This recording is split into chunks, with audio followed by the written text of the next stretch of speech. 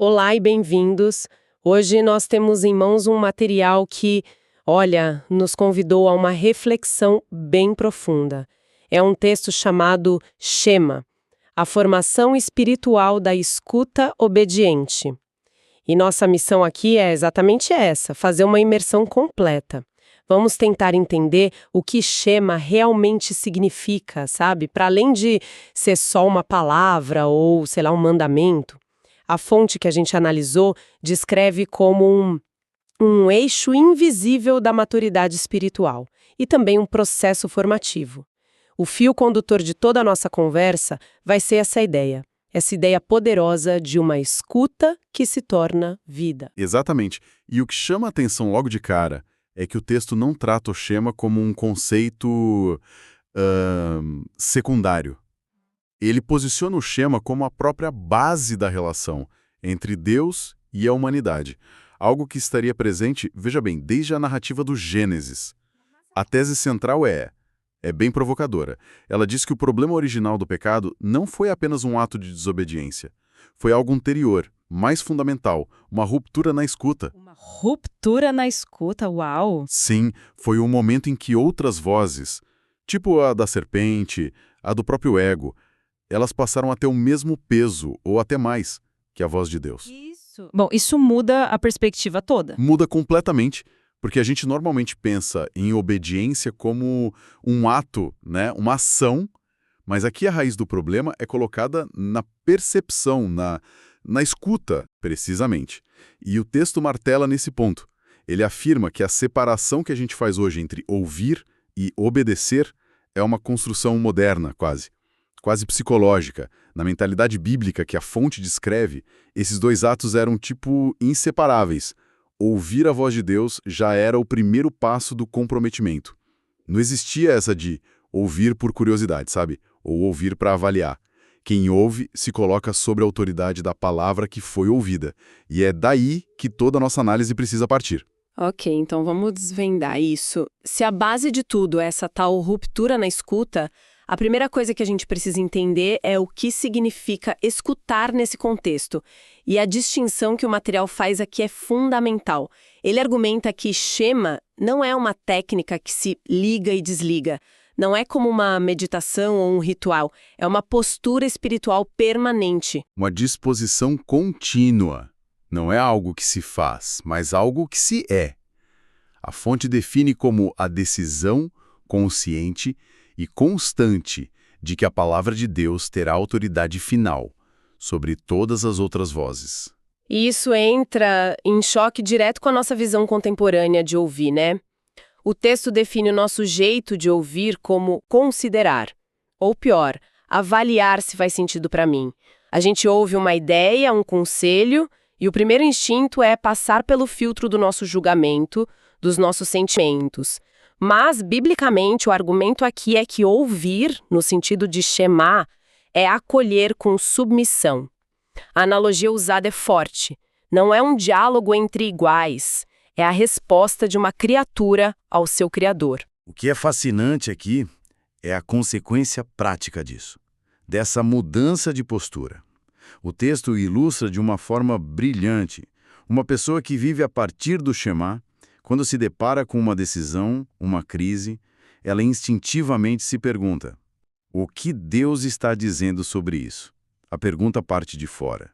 Já uma pessoa que resiste a essa postura, talvez até sem perceber, faz outras perguntas, tipo: o que eu acho disso? Ou a mais comum na nossa cultura: como eu me sinto sobre isso? Parece uma troca sutil de palavras, mas a origem da verdade muda completamente de lugar. Em uma, a verdade é recebida. Na outra, ela é construída a partir de dentro. Exatamente. É por isso que o autor insiste tanto que o Shema não pode ser ensinado como um método, sabe? Um passo a passo para ouvir a Deus. Seria uma contradição em termos. Ele precisa ser cultivado como uma disposição do coração. Algo que cresce, que amadurece com o tempo, muitas vezes através de processos difíceis, e que vai nos mudando de dentro para fora. É menos sobre aprender uma técnica e mais sobre se render a uma autoridade. Sabe, essa próxima ideia foi a que mais me fez parar para pensar. E aqui a coisa fica realmente interessante. porque ela desafia a forma como muitos de nós vemos a comunicação com o divino. A fonte argumenta que a voz de Deus na Escritura é apresentada como factual, não como sugestiva ou meramente simbólica. Minha primeira reação foi: como assim factual? É uma palavra forte, sem dúvida. Muito, mas o exemplo que eles usam, o haja luz do Gênesis, muda completamente a perspectiva. Aquilo não foi um convite para a luz aparecer se ela quisesse. Não foi uma sugestão. Foi, nas palavras do texto, uma declaração criadora. A palavra não descreveu uma realidade, ela estabeleceu a realidade. A realidade se curvou à palavra e não o contrário. Essa ideia é vertiginosa. Vertiginosa e, vamos combinar, um pouco desconfortável para a nossa mentalidade moderna. Porque a implicação direta disso, como o texto aponta, é que não há o que negociar com essa voz. Se ela é factual, o Shema se torna a única resposta adequada. A nossa tarefa não é avaliar a palavra, concordar ou discordar, mas habitar a realidade que Deus já declarou. Isso muda tudo. E como isso nos protege, como o texto argumenta? Bom, ele defende que essa postura protege a espiritualidade de dois extremos muito comuns. De um lado, o misticismo puramente subjetivo, que se baseia inteiramente em o que eu sinto, que pode ser inconstante e enganoso. Do outro, um racionalismo frio, que trata a fé como um quebra-cabeça intelectual, um sistema a ser dominado pela mente. A postura do Shema diz que a verdade não nasce primariamente do nosso sentimento, nem do nosso intelecto. Ela é recebida de fora, é uma âncora. E isso me leva a pensar em como essa percepção transforma a oração. Se a realidade já foi declarada por essa voz factual, então orar não é mais tentar convencer Deus a fazer algo. Não é tentar criar uma realidade pela força da nossa própria fala ou da nossa fé. Exatamente. A oração deixa de ser uma tentativa de fazer acontecer e se torna um ato de alinhamento. A pessoa ora a partir da realidade que Deus já estabeleceu. É nesse ponto que o texto introduz um termo muito bonito: o nascimento da voz pactual. Essa nossa voz em oração não seria uma criação independente, autônoma, mas um eco obediente da voz factual e criadora de Deus. Nós não iniciamos a conversa, nós respondemos a ela. Oramos seja feita a tua vontade porque reconhecemos que uma vontade já foi declarada. Sabe, é uma mudança profunda na dinâmica da oração. Certo, mas se essa escuta é tão crucial e ao mesmo tempo tão contrária à nossa natureza de querer estar no controle, como ela é desenvolvida na prática? A fonte usa uma metáfora muito poderosa para isso. Argumenta que o deserto funciona como uma espécie de escola do Shema, uma pedagogia do deserto, como o texto coloca. A ideia é que a jornada de Israel pelo deserto não foi um acidente geográfico ou um erro de percurso. Foi um ambiente de aprendizado intencional. Aquele povo precisava aprender a ouvir a voz de Deus de uma forma nova, e para isso era necessário remover as distrações. E que distrações eram essas? Todas as falsas seguranças e as vozes concorrentes que eles traziam do Egito. A abundância de comida, a previsibilidade do rio Nilo, a estrutura de poder do faraó. No deserto, tudo isso some. E a fonte nos dá exemplos muito concretos de como essa escola funcionava. Como o maná, por exemplo. Ele não podia ser acumulado para o dia seguinte, com exceção do sábado. Isso quebrava a mentalidade de autossuficiência e forçava uma dependência diária. Ou a água que brotava de fontes invisíveis, de uma rocha.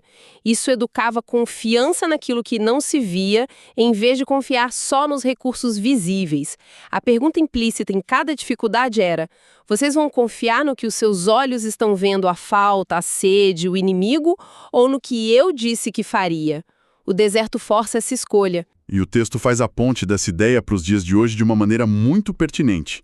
Ele argumenta que o Espírito Santo continua usando desertos para nos ensinar. E esses desertos podem ser crises financeiras, a perda de um relacionamento, um diagnóstico difícil, ou até mesmo períodos de silêncio e secura espiritual. São momentos em que, nas palavras do autor, nossa escuta é desintoxicada. Entendo o ponto sobre desintoxicar a escuta. Mas essa ideia não corre o risco de romantizar o sofrimento? Quero dizer, é fácil falar do deserto como uma escola quando não se está no meio de uma crise devastadora. O texto aborda essa tensão? Que dentro da soberania divina, esses períodos de privação têm um propósito pedagógico. Inevitável. É nesses momentos que muitas vozes que pareciam espirituais, mas que na verdade dependiam do nosso conforto, do nosso sucesso, elas se calam. A voz da autoconfiança, a voz do otimismo superficial, elas não sobrevivem no deserto. É ali, segundo a fonte, que a fé deixa de ser algo herdado, cultural ou teórico, e se torna profundamente pessoal. É onde se aprende a ouvir Deus sem aplausos, sem o apoio emocional de uma comunidade vibrante e sem garantias visíveis, sabe? Não é sobre amar o deserto, mas sobre entender o que só se pode aprender lá. E essa escola no deserto parece ter um alvo bem específico, que é o que o texto chama de coração. E é importante definir isso, porque a fonte faz questão de explicar que o conceito bíblico de coração é bem diferente do nosso. Não é só o centro dos sentimentos, da emoção. De forma alguma. Na mentalidade hebraica, o coração é o centro da vontade, da consciência e das decisões. É o leme da vida, de onde partem as escolhas que definem quem somos. Por isso, o objetivo final do Shema não é só informar a mente, mas a internalização da verdade no coração. O que isso significa na prática? Significa que a palavra de Deus entra tão fundo que começa a moldar nossas reações instintivas, nossos reflexos, antes mesmo que o nosso raciocínio consciente tenha tempo de intervir. Pense numa situação de ofensa. Uma pessoa cujo coração não foi formado pelo Shema pode ter como primeira reação a raiva o desejo de vingança. Já uma pessoa em processo de formação pode, com o tempo, descobrir que sua reação primária começa a se inclinar para o perdão. Não porque ela pensa que deve perdoar, mas porque a verdade do perdão já foi internalizada no centro do seu ser. E essa formação do coração, então, molda a nossa identidade? Diretamente, o autor afirma que a identidade bíblica, como apresentada na fonte, não nasce de um esforço de autoafirmação, de eu dizer a mim mesma quem eu sou. Ela nasce da escuta fiel daquilo que Deus diz sobre nós. O exemplo clássico é Israel. Eles não se tornaram o povo de Deus porque se sentiam especiais ou porque chegaram a essa conclusão por conta própria. Eles se tornaram o povo de Deus porque ouviram a voz factual dizer: "Vocês são meu povo". A identidade é recebida, não construída. Isso é fascinante. Então, uma identidade frágil precisa de barulho, de autoafirmação constante, enquanto uma identidade firmada na escuta encontra descanso. Precisamente. Quando o Shema é fraco, a identidade se torna instável. A pessoa, segundo o texto, precisa se reafirmar o tempo todo, provar seu valor, defender sua posição, se comparar com os outros. Mas quando o Shema é forte, a identidade descansa. Ela sabe quem é, mesmo quando erra, mesmo quando é confrontada. Porque sua identidade não está baseada em sua performance, mas numa palavra que foi ouvida. E o texto faz uma distinção muito útil aqui entre o que chama de declaração saudável e autoafirmação. A primeira nasce da escuta e da fé no que Deus já disse. A outra nasce do medo, da insegurança, da necessidade de criar com a nossa própria boca uma realidade que ainda não existe. Então, o que tudo isso significa? Toda essa conversa sobre escuta, quietude e uma identidade que descansa parece ir na contramão de muita coisa que vemos hoje, né? E a fonte aborda isso diretamente, descrevendo nossa era como a da espiritualidade ruidosa. Sim, é a aplicação final de todo o argumento. Vivemos numa era de excesso de palavras. Temos uma avalanche de conteúdo. Sermões, vídeos, podcasts, posts, livros. Há uma abundância de informação, mas, paradoxalmente, a fonte argumenta que há pouca escuta profunda. O Shema, com o seu chamado ao silêncio interior, à submissão, à ruminação lenta da palavra, ele confronta diretamente essa cultura. E qual é a principal crítica a essa espiritualidade barulhenta? A crítica central é que ela tende a confundir intensidade com profundidade. A gente associa muito barulho, muita atividade, muita emoção, muitos eventos com uma grande presença de Deus.